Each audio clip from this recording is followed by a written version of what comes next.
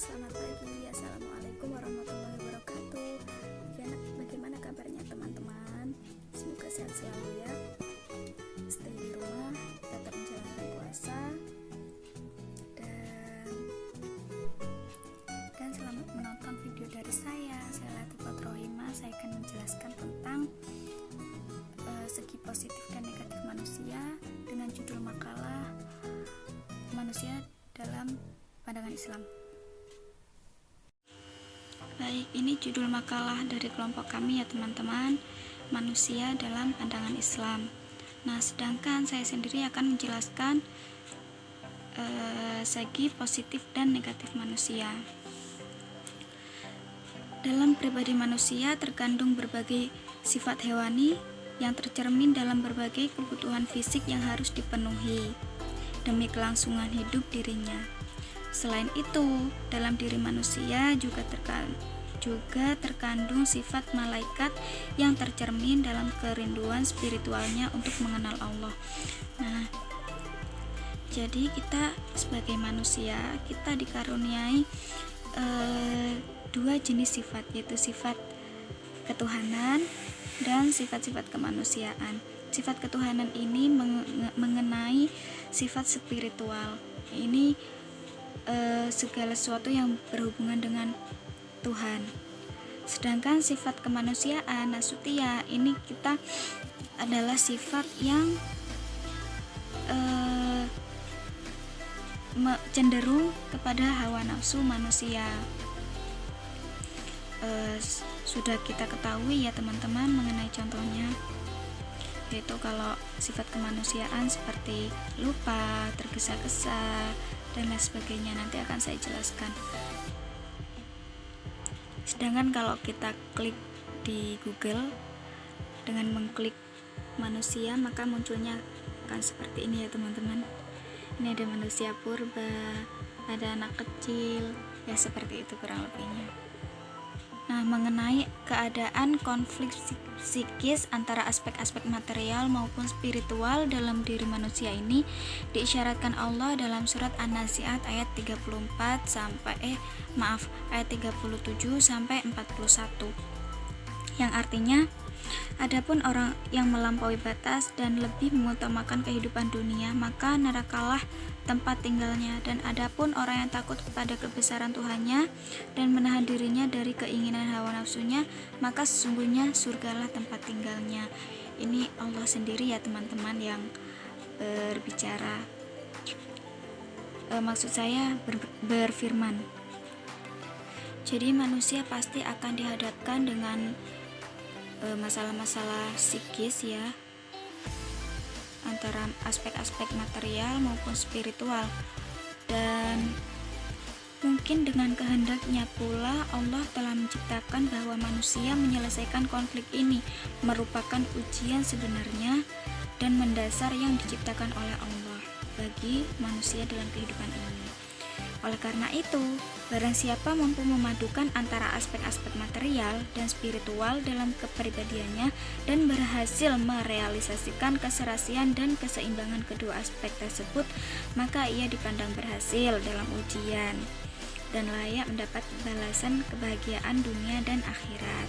Sebaliknya ya teman-teman, jika dia tidak berhasil memadukan keduanya, maka dia dianggap belum lulus ujian dan dia akan mendapatkan balasan yang setimpal dari Allah Subhanahu wa taala.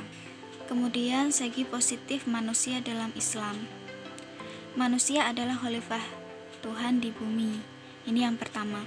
Pernyataan tersebut terdapat dalam Quran surat Al-Anbiya ayat 30. Yang artinya, dan apakah orang-orang kafir tidak mengetahui bahwasanya langit dan bumi itu keduanya adalah suatu padu. Kemudian kami pisahkan antara keduanya, dan dari air kami jadikan segala sesuatu yang hidup. Maka mengapakah mereka tidak juga beriman? Nah, ini adalah ayat yang menerangkan bahwa manusia adalah khalifah di bumi. Kemudian ada juga ayat yang lebih ayat yang menyebutkan bahwa manusia adalah khalifah Tuhan ya teman-teman, yaitu ada di surat Al-Baqarah, entah ayat berapa saya lupa. Kemudian yang kedua, manusia punya intelijensi atau bisa dididik. Nah, semua manusia pasti bisa dididik karena sudah dibekali intelijensi ya. Jadi barang siapa yang mau dididik, pasti dia bisa dididik dan akan menjadi orang yang terdidik. Kemudian manusia punya potensi dekat dengan Tuhan yang terdapat dalam Quran surat Al-A'raf ayat 172. Nah, ini manusia punya potensi dekat dengan Tuhan. Ya, barang siapa yang mau mendekatkan diri pada Tuhan, niscaya dia akan dekat dengan Tuhannya. Pun sebaliknya, kalau dia tidak nggak punya keinginan untuk mendekatkan diri kepada Tuhan, dia nggak akan bisa dekat dengan Tuhannya. Kemudian dalam fitrahnya memiliki unsur surgawi yang terdapat dalam surat As-Sajdah ayat 7-9. Sebenarnya manusia ini lebih banyak unsur surgawinya ya teman-teman. Hanya saja kenapa kok lebih gampang untuk berbuat buruk daripada berbuat baik? Karena kalau dari segi akal-akalan, karena ada setan yang menggoda gitu kan. Lalu kenapa kok seperti itu? Ya memang setan tugasnya untuk menggoda, jadinya ya suatu hal buruk itu terlihat sangat menarik, ya kan? Kemudian manusia adalah pilihan Tuhan. Nah, manusia kita ini adalah makhluk pilihan Tuhan. Kita adalah makhluk yang paling sempurna dibandingkan makhluk Allah yang lain.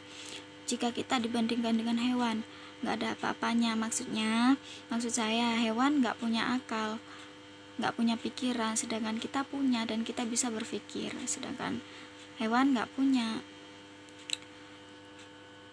Kemudian memiliki kemerdekaan dan amanah. Jadi pada dasarnya manusia ini mempunyai kemerdekaan dan amanah. Maksudnya kemerdekaan di sini adalah kemampuan dan juga amanah, yaitu sifat mampu dapat dipercaya, seperti itu. Kemudian manusia mempunyai martabat pembawaan mulia. Manusia adalah makhluk yang bermartabat yang paling mulia. Seperti yang saya jelaskan tadi, kita adalah makhluk yang paling sempurna dibandingkan makhluk Allah yang lain. Kemudian manusia memiliki kesadaran moral baik dan buruk. Sebenarnya manusia ini mempunyai kesadaran ya teman-teman, yaitu kesadaran moral baik dan buruk. Jadi sebenarnya ketika kita berbuat baik atau berbuat buruk, ini sebenarnya kita mempunyai kesadaran. Entah kesadaran itu sedang diaktifkan. Jadi apakah kita sadar atau tidak? Jadi maksud saya seperti ini. Terkadang kita merasa sadar bahwa kita berbuat baik atau buruk. Pastinya lebih banyak merasa sadar karena kita mempunyai kesadaran moral baik dan buruk tersebut. Jiwa manusia bisa damai dengan mengingat Tuhan. Dan ini ada ayatnya teman-teman, kurang lebih Bismillahirrahmanirrahim. Ala bidzikrillahi tatma'innul qulub. Yang artinya ingatlah hanya dengan mengingat Allah, maksudnya hanya dengan berzikir atau mengingat Allah, maka hati akan merasa tentram dan tenang. Kemudian segala yang di alam untuk manusia bisa kita rasakan ya teman-teman. Allah menciptakan hewan, Allah menciptakan tumbuhan. Ini untuk siapa? Untuk manusia, untuk diolah dan dijaga kelestariannya. Kemudian Tuhan menciptakan adalah untuk menyembahnya. Jadi kita diciptakan oleh Allah adalah untuk menyembahnya ya teman-teman. Jadi bukan untuk yang lain. Jadi Allah menciptakan kita, menciptakan manusia ini semata-mata supaya kita beribadah dan menyembah Tuhan, menyembah Allah, bukan untuk hal lain. Jadi sebaik-baiknya manusia adalah yang menyembah Allah dan rajin beribadah. Kemudian kalau lupa Allah akan lupa diri, begitupun sebaliknya. Ini banyak contohnya ya teman-teman. Orang yang lupa akan Allah, maka dia akan lupa diri, dan begitupun sebaliknya. Jika mengingat Allah, maka akan ingat pada dirinya. Yaitu kalau orang udah lupa sama Allah, pasti dia akan lupa diri. Dia merasa paling tinggi, paling hebat, paling mampu. Pun sebaliknya, kalau dia ingat Allah, dia nggak akan seperti itu. Kemudian hidup untuk mencapai ridho Allah. Jadi berkesinambungan dengan yang tadi ya teman-teman. Hidup kita adalah untuk mencapai ridho Allah, bukan untuk yang lain. Jadi dengan menyembah Allah, dengan beribadah, maka kita akan mencapai ridho Allah. Kemudian ini segi negatif manusia dalam Islam. Yang pertama, bersifat tergesa-gesa. Yang kedua, suka membantah. Yang ketiga, sifat keluh kesah dan kikir. Kemudian sifat susah payah. Kemudian sifat ingkar, melampaui batas dan berlebihan. Kemudian zalim dan bodoh. Kemudian bersifat lalai. Nah, sifat segi negatif ini sebisa mungkin kita hindari, maksudnya kita hilangkan, jangan kita ikuti, karena inilah yang dapat menjerumuskan kita. Maaf nggak saya jelaskan satu-satu ya teman-teman, soalnya durasi. Sekian, terima kasih teman-teman sudah menonton. Semoga paham dan semoga bermanfaat. Wassalamualaikum warahmatullahi wabarakatuh.